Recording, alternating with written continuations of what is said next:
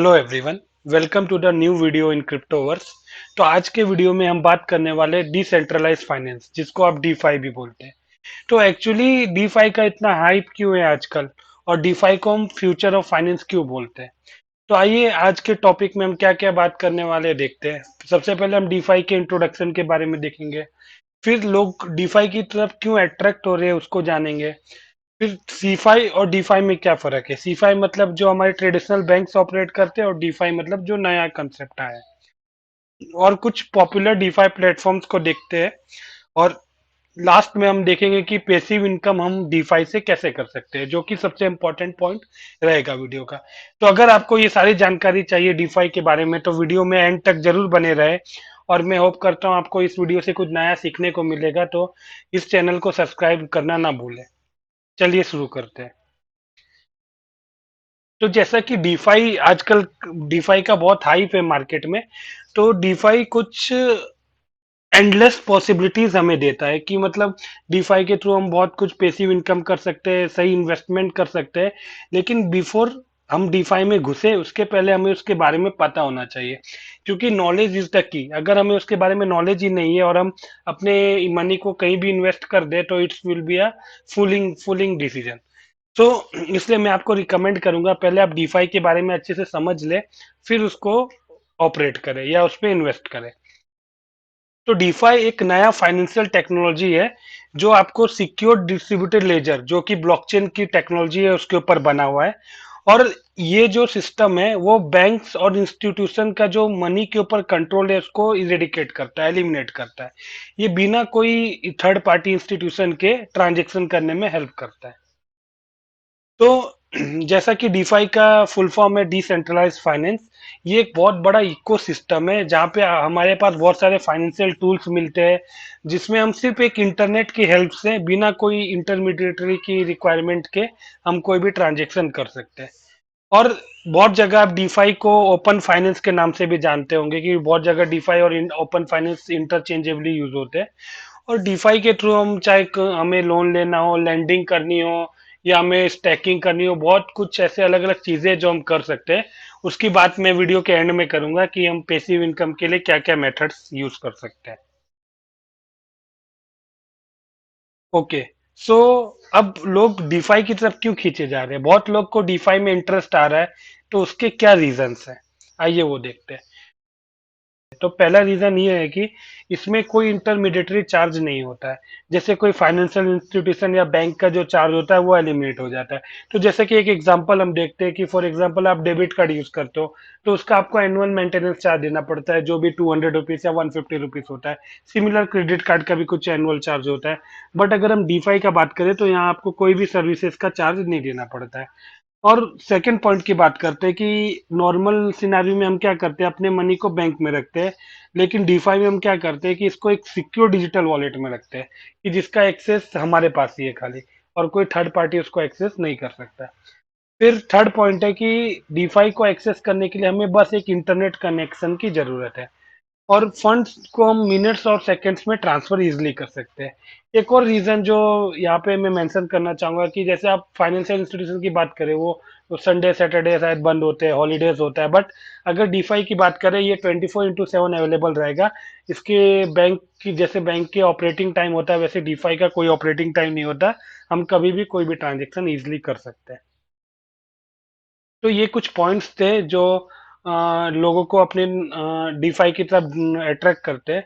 अच्छा, तो अब हम देखते हैं कि जो सीफाई है, जो सेंट्रलाइज फाइनेंस है, जिसपे हमारे बैंक, फाइनेंशियल इंस्टीट्यूशन वर्क करते हैं, और जो अब डीफाई कंसेप्ट है, इसमें बेसिकली डिफरेंस क्या है।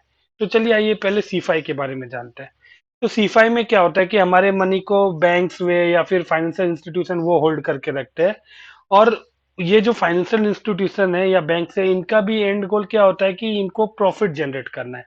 तो इसमें क्या होता है, कि जो थर्ड पार्टी जो मनी को फैसिलिटेट करते हैं मनी मूवमेंट में, वो उनको इसमें बहुत बेनिफिट होता है। तो जैसा कि चलिए एक एग्जांपल हम लेके बात करते हैं, कि इसमें फीस वो लोग क्या चार्ज करते हैं, और उनके पास कंट्रोल कैसे आता है मनी का। अगर हमने कोई परचेज किया है क्रेडिट कार्ड से, लेट सपोज करते हैं हमने 1 गैलन ऑफ मिल्क परचेज किया, तो हमने वहां पे फॉर एग्जांपल हमने वो शॉप पे अपने क्रेडिट कार्ड को स्वाइप किया, तो अब क्या होगा कि हमारा क्रेडिट कार्ड स्वाइप होने के बाद जो एक्वायरिंग बैंक है मर्चेंट का, तो सबसे पहले हमारा पेमेंट जो होगा रिक्वेस्ट जाएगा मर्चेंट से उनके एक्वायरिंग बैंक को, और फिर उसके बाद क्या होगा कि वो जो क्रेडिट कार्ड का इंफॉर्मेशन है वो पूरे क्रेडिट कार्ड नेटवर्क में फॉरवर्ड हो जाएगा। अब उसके बाद वो जो क्रेडिट कार्ड नेटवर्क है वो जो चार्ज होगा वो हमारे बैंक से पेमेंट के लिए आस्क करेगी कि फॉर एग्जांपल हमने 1000 रुपीज का पेमेंट के लिए रिक्वेस्ट किया अपने क्रेडिट कार्ड से, तो जो मर्चेंट के एक्वायरिंग बैंक से क्रेडिट कार्ड नेटवर्क में गया फिर वहां से हमारे बैंक में आएगा और वो पेमेंट हमारे बैंक से क्लियर होगा। जब हमारे बैंक से वो अप्रूवल हो गया चार्ज का, तो वो वापस से क्रेडिट कार्ड नेटवर्क में जाएगा और वहां से मर्चेंट के एक्वायरिंग बैंक में वो पेमेंट हो जाएगा। तो जैसा कि आप यहाँ देख सकते हैं कि कितना लंबा चेन मेंटेन होता है, कितने इंटरमीडिएटरी इन्वॉल्व है, और इन सब इंटरमीडिएटरी का अपना अपने सर्विसेज का चार्ज होता है। तो इसके लिए कुछ रीजन है जिसके कारण C5 जो है उसमें चार्ज ज्यादा होता है और हमें वो बहुत सारी इंटरमीडिएटरीज के थ्रू होके जाना पड़ता है। अब हम डीफाई की अगर बात करें तो डीफाई में बस आपको कोई इंटरमीडिएटरीज नहीं मिलेगी, हम सीधा पीयर टू पीयर ट्रांजेक्शन कर सकते हैं। अब आपको चाहे लैंड करना हो, ट्रेड करना हो, बोरो करना हो, आपको कुछ भी करना हो उसके लिए आपको सिर्फ इंटरनेट कनेक्शन की जरूरत पड़ेगी। और ये सब कुछ जो होता है वो एक डिस्ट्रीब्यूटेड लेजर में होता है जिसको हम ब्लॉकचेन बोलते हैं। अब बात ये आती है कि इसमें जो भी ट्रांजेक्शन हो रहे हैं वो वैलिड है कि नहीं, कहीं वो फ्रॉड ट्रांजेक्शन तो नहीं है, तो उनको कौन वेरीफाई करता है, तो उसको वेरीफाई करने के लिए होता है कंसेंसस मैकेनिज्म। उसमें माइनर्स माइनिंग करते हैं, आइए इसके बारे में हम डिटेल में आगे की स्लाइड्स में देखते हैं। तो अब डीफाई वर्क कैसे करता है।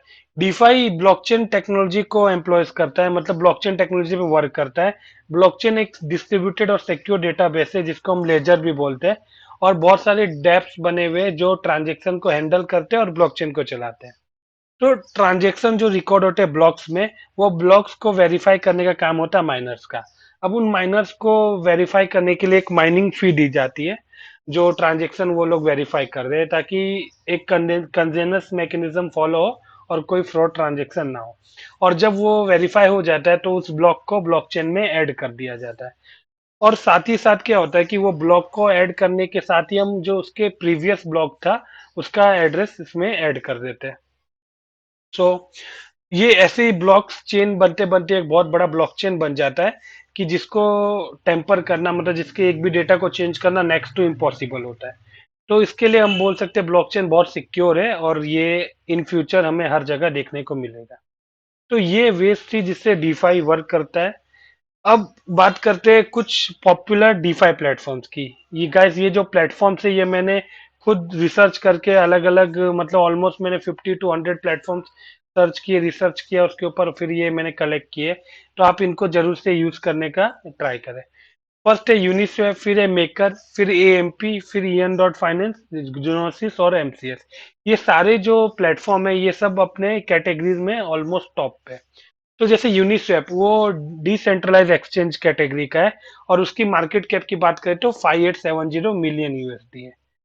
फिर सेकंड कैटेगरी है लैंडिंग की और उसमें जो टॉप पे है वो मेकर है और उसकी मार्केट कैप 1710 मिलियन यूएसडी की है। फिर थर्ड कैटेगरी की बात करें वो एमपी पेमेंट प्लेटफॉर्म है, वो पेमेंट प्लेटफॉर्म कैटेगरी का है और उसकी मार्केट कैप 1040 मिलियन यूएसडी है।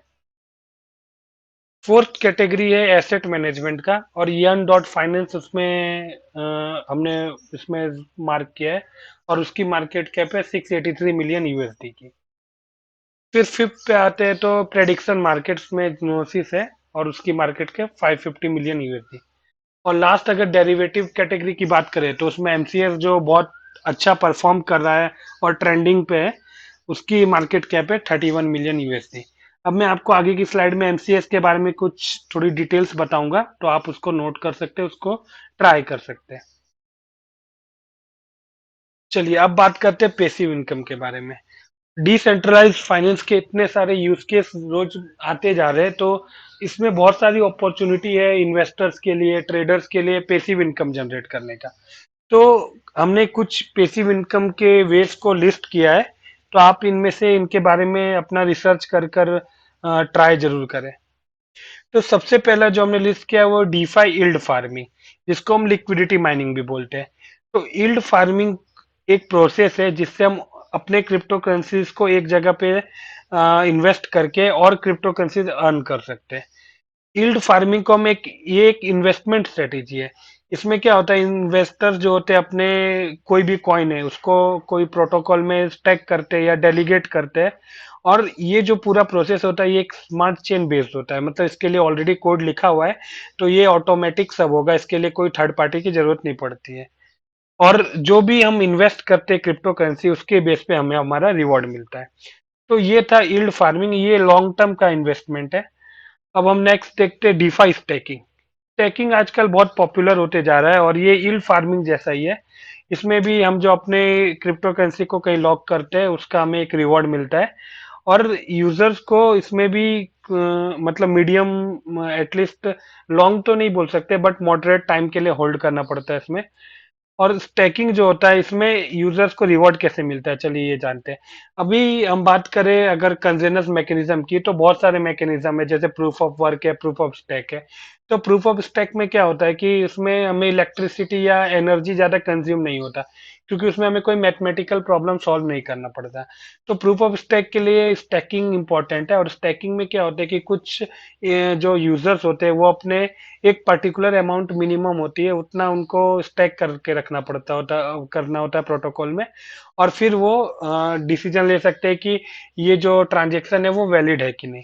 तो अगर ये गलत होता है तो उनके जो स्टैक किए हुए अमाउंट होते हैं वो लॉस्ट हो जाते हैं। तो इसके लिए ट्रांजेक्शन कोई वैलिड है कि नहीं वो एक बहुत क्रूशियल रोल होता है ब्लॉकचेन में, और उसको प्रूफ ऑफ स्टैक के थ्रू ये स्टैकिंग मैकेनिज्म से लोग वेरीफाई करते हैं। और इसमें आपको जो भी माइनिंग फीस होती है उसका पार्ट आपको मिलता है वो एज अ रिवॉर्ड, जो आपने अपने इथीरियम या कोई भी कॉइन को स्टैक किया है। अगर हम इथीरियम की बात करें तो उसमें मिनिमम आपको 32 इथीरियम स्टैक करना पड़ेगा अगर आपको स्टैकिंग में पार्ट लेना है तो वैसे ही बात करते डिफाई लैंडिंग की। लैंडिंग एक ऐसा प्रोसेस है जहाँ पे फॉर एग्जांपल कि मुझे पैसे लोन पे लेना है तो मैं किसी लेंडर को अप्रोच करूंगा, ऐसे हम नॉर्मल वर्ल्ड में करते हैं। तो वैसे ही डिफाई लैंडिंग क्या है, जहाँ पे बोरोवर्स और जो लेंडर्स होते हैं वो डायरेक्टली कांटेक्ट कर सकते हैं, इंटरेक्ट कर सकते हैं, और उसके लिए भी स्मार्ट कॉन्ट्रैक्ट प्री प्रोग्राम्ड है, तो कोई थर्ड पार्टी का इंटरवेंशन नहीं होगा। तो इसमें भी अगर जो लेंडर होता है उसको अच्छे रिटर्न पे अपने जो उन्होंने बोरोवर को मनी दिया है उस पर अच्छा रिटर्न मिलता है। फिर हम अब कंपेयर करें तो सब में अगर प्रॉफिट की बात करें तो प्रूफ ऑफ स्टेक में हमें सबसे ज्यादा प्रॉफिट मिलता है, और सॉरी ये यील्ड फार्मिंग में सबसे ज्यादा प्रॉफिट मिलता है, और स्टेकिंग और लैंडिंग में मॉडरेट प्रॉफिट मिलता है। रिस्क की बात करें तो जहाँ हाई प्रॉफिट है वहाँ रिस्क भी हाई होगा। तो प्रूव अपने को यील्ड फार्मिंग में सबसे हाई रिस्क है, और स्टेकिंग में सबसे कम रिस्क है, और लैंडिंग में मॉडरेट रिस्क है। टाइम की बात करें तो यील्ड फार्मिंग में लॉन्ग टर्म के लिए हमें अपने पैसे को डालना पड़ता है, स्टैकिंग में फिक्स टाइम होता है या यूजर डिपेंडेंट बोल सकते हैं, और लैंडिंग में भी सेम। तो ये कुछ कंपैरिजन जो हमने बनाए थे पैसिव इनकम सोर्स के बेस पे। अब जैसा मैंने आपको प्रॉमिस किया था कि मैं आपको एमसीएस प्लेटफॉर्म के बारे में डिटेल में बताऊंगा, तो चलिए एमसीएस जो इसका प्लेटफॉर्म है, जो अगर आपको विजिट करना हो तो mcs.io है, डिस्क्रिप्शन में भी मैंने लिंक दी है। ये एक डेरिवेटिव ट्रेंड में अभी leading crypto currency derivative platform है, जिसका हेडक्वार्टर सिंगापुर में है। तो ये एक team of crypto currency experts ने बनाया है, और ये अभी बहुत फास्ट ग्रो हो रहा है अगर डेरिवेटिव्स कैटेगरी में बात करें। एमसीएस में दोनों बीटीसी और ERC-20 नेटवर्क अवेलेबल है, और साथ ही साथ अभी और नेटवर्क इसमें इंक्लूड होते जा रहे हैं। तो एमसीएस अगर आप ये राइट टाइम है अगर आपको एमसीएस के बारे में डिटेल में जानना है, तो जो कल 17 अप्रैल में एक एएमए सेशन होने वाला है उसमें आप अपने एमसीएस के ऑफिशियल से एमसीएस के फ्यूचर और रोड मैप के बारे में जान सकते हैं। और आपके कोई भी क्वेरीज हो आप एमसीएस इंडिया के टेलीग्राम चैनल में ज्वाइन होकर अपने क्वेश्चन को #AMA के साथ पोस्ट कर सकते हैं, और एमसीएस टेलीग्राम चैनल का लिंक भी मैंने डिस्क्रिप्शन में दिया हुआ है। और तो चलिए आगे। अच्छा, एमसीएस की सारी लिंक्स यहाँ पे भी अवेलेबल है, अगर आपको देखनी हो टेलीग्राम की लिंक हो गई, ट्विटर की लिंक हो गई, तो आप यहाँ से भी टाइप करके फॉलो कर सकते हो, या डिस्क्रिप्शन में भी अवेलेबल है। तो आज के वीडियो के लिए इतना ही। आई होप कि आपको डिसेंट्रलाइज फाइनेंस के बारे में जानने के लिए मिला होगा। आपकी कोई भी क्वेरीज हो तो आप इंस्टाग्राम पे हमें फॉलो करके पूछ सकते हैं, ईमेल पे मेल कर सकते हैं, या टेलीग्राम चैनल में ज्वाइन करके हमें क्वेरीज को पोस्ट कर सकते हैं। तो अगर आपको वीडियो पसंद आया तो लाइक ज़रूर करें और सब्सक्राइब करना ना भूलें।